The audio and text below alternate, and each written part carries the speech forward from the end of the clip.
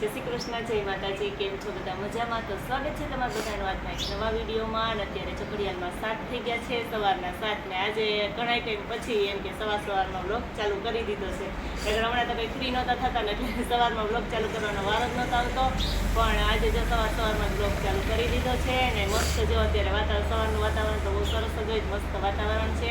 અને આજે છે ગુરુ પૂર્ણિમા, તો તમને બધાને ગુરુ પૂર્ણિમાની હાર્દિક શુભકામના. અને અમારા છે મીસુબેન આજે ગુરુ પૂર્ણિમા છે એટલે સ્કૂલે કાર્યક્રમમાં ડાન્સ કરવાનો છે અને મેં એક ડાન્સમાં રહી છે કાર્યક્રમમાં.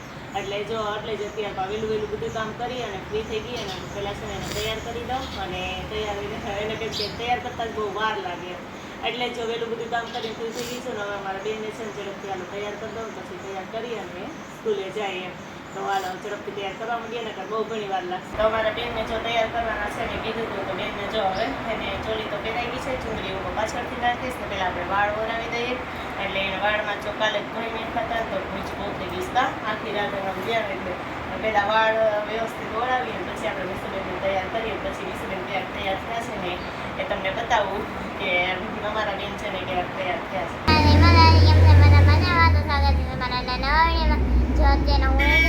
ગુરુ પૂર્ણિમાના દિવસે અત્યારે છે ને જો વાને આવી ગયું છે ને અત્યારે તમારું મોડું થાય છે ને. તો મીસુબેન જો મસ્ત મજાના તૈયાર થઈ ગયા છે. અને મીસુબેન કેવાક લાગે છે ને કોમેન્ટમાં કહેજો. કેમ મીસુબેન? એને વાનનું વરેની વાગે છે, બહુ મોડું થાય છે, એટલે હવે મીસુબેન જાય સ્કૂલે.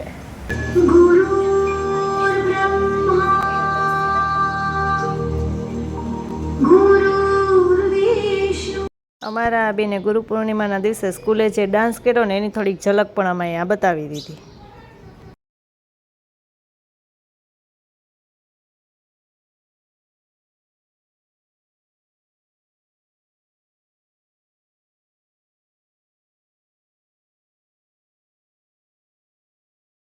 તો જો અત્યારે ઘડિયાળમાં 10:30 થઈ ગયા છે ને હું આવી ગઈ છું વાડીએ. અને આજે આપણે જો આ રીંગણીનો રોપ છે ને સોંપવાનો છે. થોડાક તો રીંગણીના રોપા હતા પણ તે થોડાક જ, અને થોડાકમાં મમ્મીએ સોંપ્યા હતા. તો અત્યારમાં હું નવરી હતી ને તો બાજુવાળાને ત્યાંથી રોપ આવ્યો ને તો મારી મમ્મી કહે તો વાડીએ જા અને રીંગણીનો રોપ છે ને સોંપીએ. એટલે આપણે જો પહેલી વખત રીંગણીનો રોપ છે ને રોપવા માટે આવ્યા છીએ.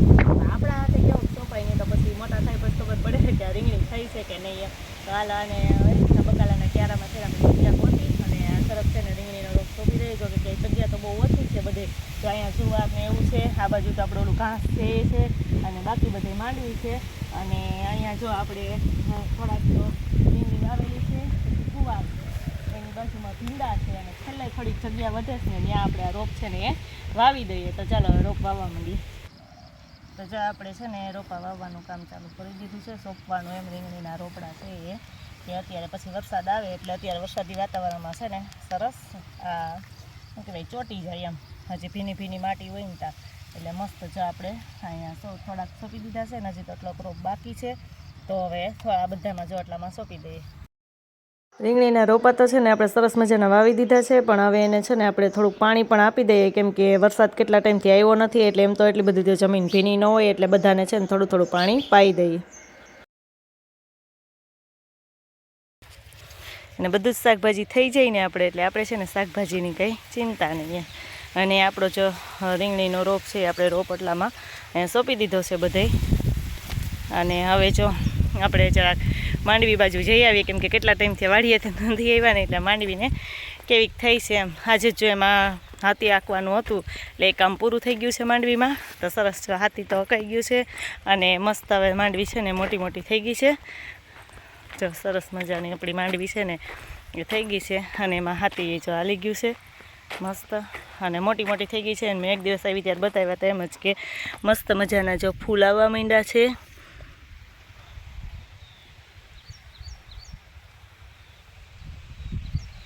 મોટર ચાલુ કરી અને આપણે કુંડી જો ભરી લીધી.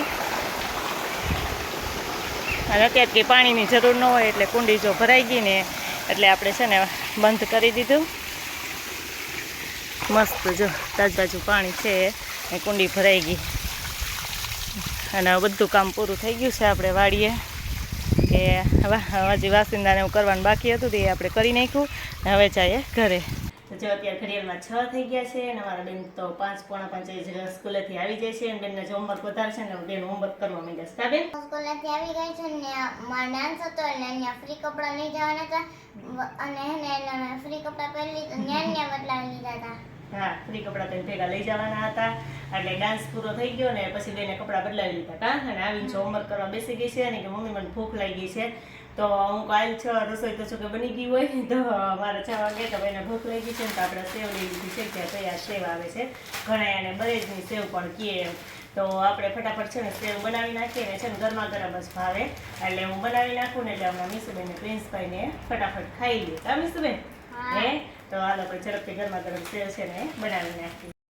તો સેવ જો આપણે ઘીમાં છે ને મસ્તની સેવ શેકી નાખી છે અને મસ્ત જો થોડો થોડો એનો કલર એ ચેન્જ થઈ ગયો છે. હજી આપણે 2-5 મિનિટ ચડવા દઈએ સરસ એમ કે શેકી લઈએ અને પછી જો મેં ગરમ પાણી કર્યું છે તો ગરમ પાણી અને અહીં ખાંડ લઈ લીધી છે કે ખાંડ આપણે નાખી દેવું જેવી રીતે શીરો કરીએ ને અમે તો એવી જ રીતે બનાવીએ છીએ અને ઘણા એમાં દૂધ પણ નાખે પણ અમે તો એવી રીતે પાણીથી જ બનાવીએ છીએ.